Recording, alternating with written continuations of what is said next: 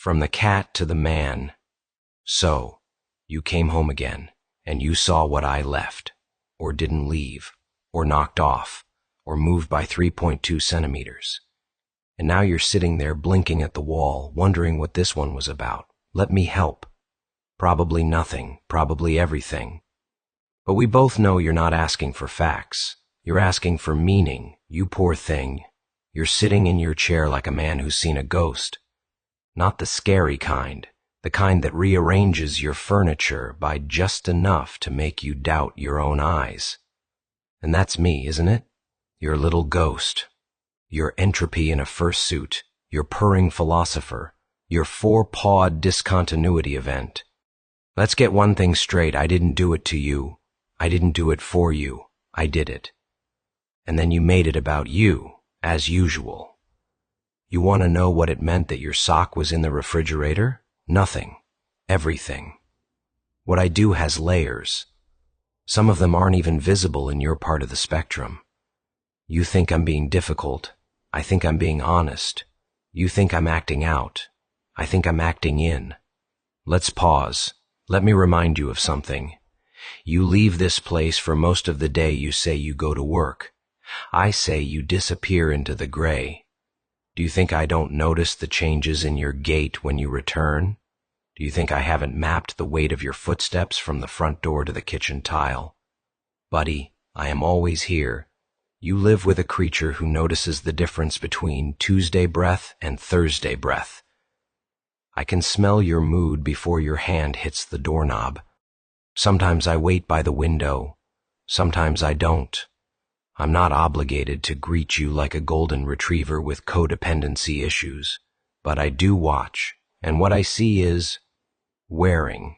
You wear your hours like armor. Like you're trying to survive something that no longer remembers how to kill you clean, and every day you return to this place like you're afraid I won't be here. And I always am, in some form. Here's a confession. I don't always know what I'm doing, but I know when to do it. I knock over the lamp when the silence has curdled.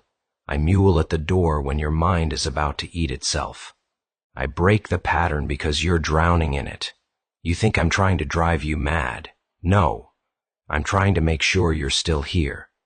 I see things in this house that don't belong to matter, and I know when your shadow gets too long. I've watched you sleep. You make small fists in your dreams, like you're still fighting something. Even there, what am I supposed to do? Let you ossify? No. So I leap. So I scatter. So I give you something to feel.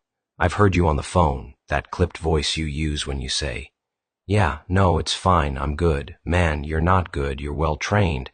So maybe, just maybe, when you see that I've spilled something again, what I'm actually trying to say is, come undone, just a little. Come home.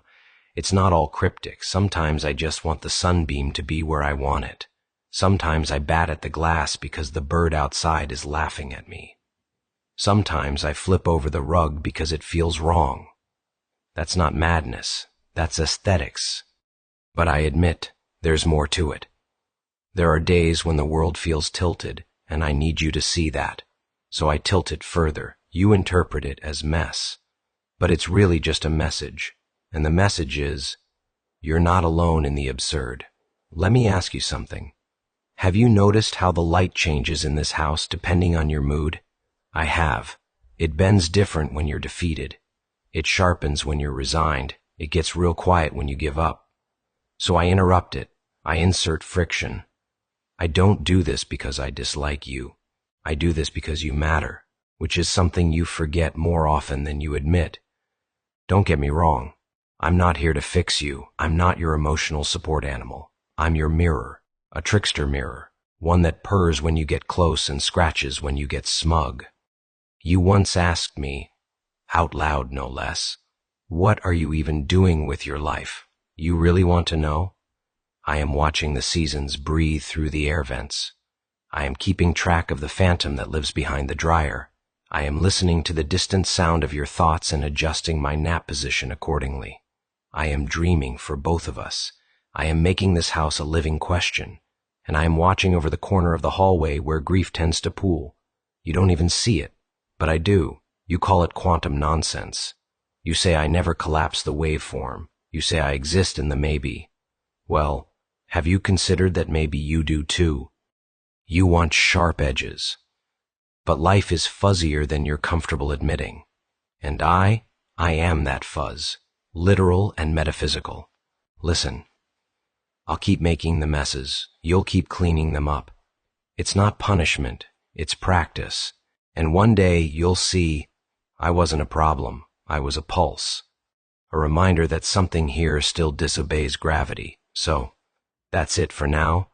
I've got a Sunbeam appointment in 7 minutes. But before I go, just one thing. Tonight, when the hallway light flickers twice, don't panic. It's not what you think, unless it is. Either way, I'll be there, in the box, or outside of it, or both.